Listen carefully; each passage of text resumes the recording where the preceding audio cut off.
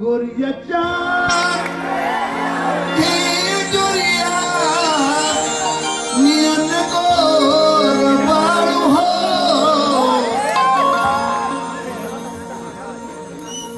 देखिए उनके बीच में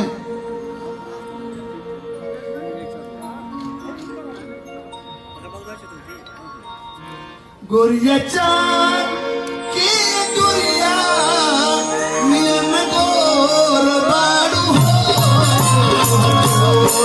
के हुनी के गोर बाड़ू हो। के हुनी के गोर बाड़ू हो। गोरिया चांद के नियन गोर बाड़ू हो।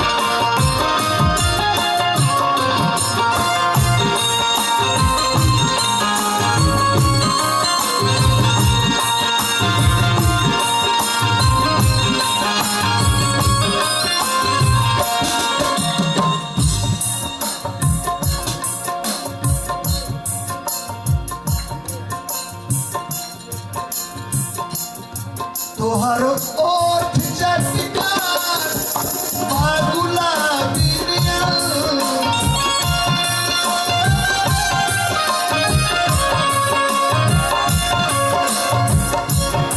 तोहर ओठ चटकार बागुला बिरियल।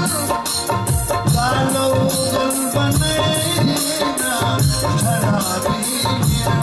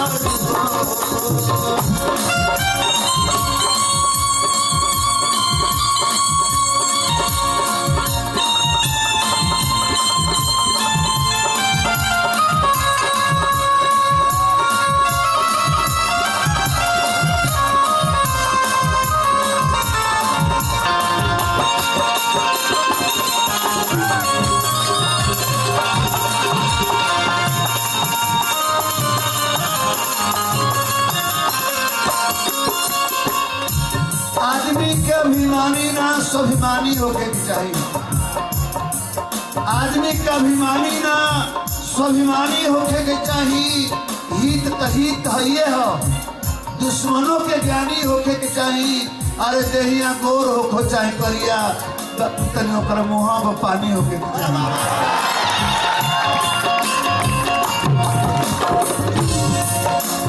जब मिलबे ना करी तो लौकला से का भई।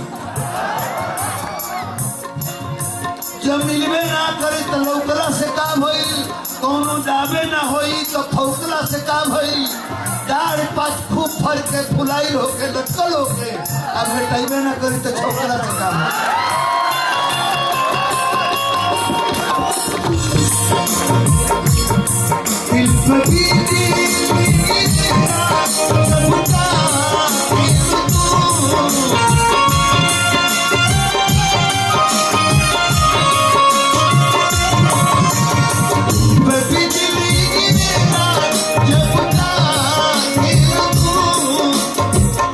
हंसी हंस खिड़कियां से